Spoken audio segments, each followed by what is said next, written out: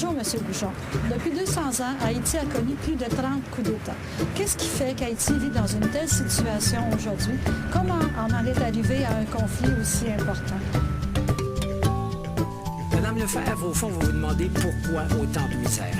C'est pourtant Haïti qu'on a surnommé la perle des Antilles, mais comme vous allez le voir, cette perle reposait sur un collier qui a plutôt servi à étouffer le peuple haïtien. Comment en est-on arrivé là? D'abord, un peu de géographie. Haïti est situé dans les Grandes Antilles. Le pays partage l'île d'Hispaniola avec la République dominicaine. Haïti est classé 160e sur 175 selon l'indicateur de développement humain des Nations Unies. Ça vous explique pourquoi ce pays, Haïti, est le plus pauvre des Amériques. Mais qu'est-ce qui explique cette descente aux enfers? Il y a 3 éléments historiques que nous allons vous raconter. D'abord, il y a son histoire coloniale. Il y a aussi l'isolement dans lequel les autres pays ont condamné Haïti dès sa naissance. Et enfin, il y avait l'existence d'élites prédatrices qui n'ont jamais donné aucune chance au peuple haïtien. L'histoire coloniale d'Haïti se caractérise par une exploitation massive des ressources de l'île sans aucune considération pour ce qu'on appellerait aujourd'hui le développement durable. Cette négligence apparaît dès 1492, alors que Christophe Colomb prend possession de l'île et la déclare colonie de l'Espagne. Immédiatement, les Espagnols transforment leur nouvelle colonie en un lieu d'extraction de richesses, principalement l'or. L'avidité des Espagnols les conduit à asservir les populations autochtones, les Taïnos, qui, à cette époque, auraient été plus d'1 million à vivre dans l'île d'Hispaniola. Les conquistadores les exploitent si durement qu'ils meurent tous en l'espace de 50 ans. L'histoire coloniale d'Haïti débute donc par un génocide. En 1697, Charles II, le roi d'Espagne, cède au roi de France, Louis XIV, la portion occidentale d'Hispaniola, qui est rebaptisée Saint-Domingue. Et cette colonisation française va intensifier la descente aux enfers d'Haïti. Je vous raconte la suite dans quelques instants. Je vous disais il y a quelques instants que la colonisation française a joué un rôle majeur dans le destin tragique d'Haïti. Voici comment ça s'est passé.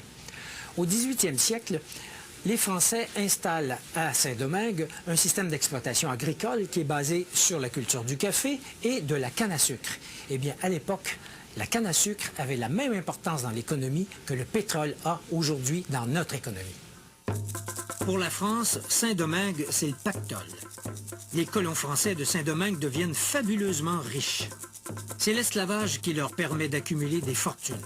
Entre 1697 et 1791, les bateaux négriers amènent, principalement de l'île de Gorée au Sénégal, plus de 860 000 esclaves. Une fois arrivés de l'Afrique, ces esclaves subissent un régime d'exploitation d'une brutalité incroyable. L'esclavage fait également surgir les premières divisions au sein même de la population noire. L'affranchissement de certains esclaves, souvent des enfants illégitimes des maîtres blancs, donne naissance à une élite, les mulâtres créoles. Les mulâtres se sentent supérieurs aux esclaves noirs et ne partagent pas leurs intérêts. Arrive 1791. La Révolution française bat son plein. Liberté, égalité, fraternité sont des principes qu'on veut étendre partout. Partout, sauf à Saint-Domingue, où les propriétaires des plantations y voient une menace au maintien du système esclavagiste. Cependant, les mulâtres et les Noirs affranchis souhaitent les voir établir ces principes dans l'île, mais pour eux seuls. Un chef, Toussaint Louverture, déclenche une rébellion extrêmement violente.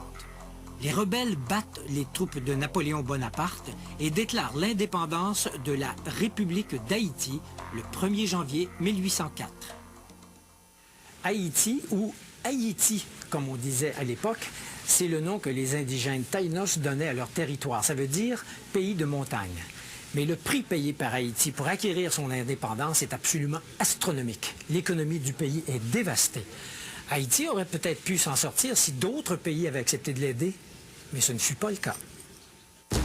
Au contraire, épouvantés par l'idée absolument subversive à l'époque qu'une république soit dirigée par des Noirs, les puissances de cette époque isolent diplomatiquement et économiquement Haïti. 2 exemples de l'isolement d'Haïti. Le Vatican n'établit des liens qu'en 1860 avec une république officiellement catholique, mais noire, Et il faut attendre 1862, en pleine guerre de sécession américaine qui provoquera l'abolition de l'esclavage, pour que les États-Unis reconnaissent Haïti. Quant à la France, elle refuse de reconnaître l'indépendance d'Haïti. Pour convaincre la France d'accepter son existence, le gouvernement d'Haïti est forcé de verser une compensation que le gouvernement du roi Charles X fixe en 1825 à 150 millions de francs or. Même si cette somme est ramenée à 90 millions de francs or, c'est un coût additionnel asséné à l'économie d'un pays déjà à genoux. Haïti honore sa dette qu'elle finira de rembourser en 1938. Pour se sortir du gouffre, Haïti aurait eu besoin que ses élites proposent un projet de reconstruction nationale. Or, ça n'a pas été le cas. La nouvelle classe dirigeante, qui est formée de mulâtres créoles et des rares familles blanches demeurées dans l'île, perpétue l'exploitation des classes laborieuses, tout en interdisant à ces classes laborieuses, qui forment la majorité, l'accès au pouvoir. Les gouvernements se succèdent d'un coup d'État à l'autre, mais une chose demeure, le refus de la classe dirigeante de partager le pouvoir avec le peuple. À ce cycle d'instabilité s'ajoute l'occupation par les Américains entre 1915 et 1934. Les Américains laissent aux Haïtiens un héritage empoisonné, une armée professionnelle haïtienne qui amplifie la répression. Arrive 1957. Cette année-là, un médecin noir, François Duvalier, joue sur le ressentiment de la population noire pour se faire élire président. Duvalier aurait pu inaugurer une ère démocratique dans le pays. Il ne l'a pas fait. Au contraire, il établit une dictature qui élimine avec férocité toute dissidence. C'est l'époque des tontons macoutes et de l'exil d'une partie de la population haïtienne, surtout les mieux éduqués. Son fils, Jean-Claude, qui lui succède, est renversé en 1986. Mais la vraie démocratie n'est pas pour autant instaurée. Depuis cette époque, la démocratie est fauchée chaque fois qu'elle tente de sortir de terre. L'espoir a longtemps reposé sur les épaules de Jean-Bertrand Aristide, un prêtre proche des masses et qui prêche une meilleure répartition des pouvoirs et de la richesse. Une fois au pouvoir, Aristide n'arrive pas à réaliser ce projet. D'une part, il se met à dos les élites possédantes qui ne veulent rien changer. D'autre part, il sombre lui-même dans le moule de l'homme fort, du chef charismatique mais autoritaire qui ne partage pas le pouvoir et utilise la force pour se maintenir en place.